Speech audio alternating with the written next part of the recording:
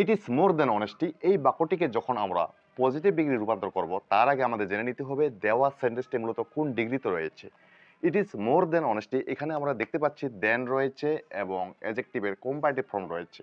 তাই এই সেন্টেন্সটিকে আমরা কম্পারেটিভ ডিগ্রি জেনে নেব এবং এটাকে কিভাবে পজিটিভ ডিগ্রি করতে হয় তা আজকে আমরা জানবো। সেন্টেন্সটিকে দেখতে সহজ সরল মনে হলেও সেন্টেন্সটি কিন্তু ততটুকু সহজ সরল নয়।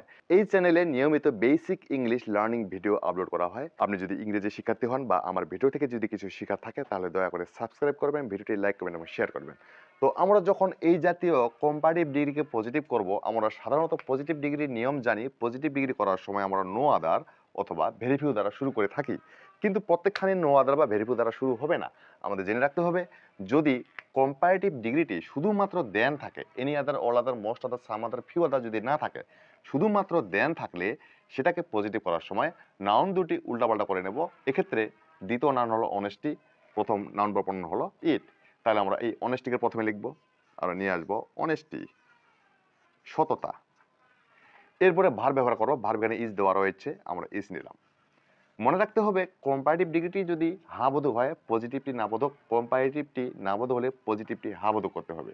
তাহলে এটি আমাদের হ্যাঁ বোধক আছে, বিধায় এটা আমরা না বোধক করবো। অনেস্টি ইজ নট, নিয়ম মোতাবেক অ্যাজ বা সো ব্যবহার করতে হয়, তবে নেগেটিভের ক্ষেত্রে আমরা সো ব্যবহার করব। অনেস্টি ইজ নট সো, এখন যে সমস্যাটা মুখোমুখি হই এখানে আমরা পজিটিভ ডিগ্রি লিখতে হবে।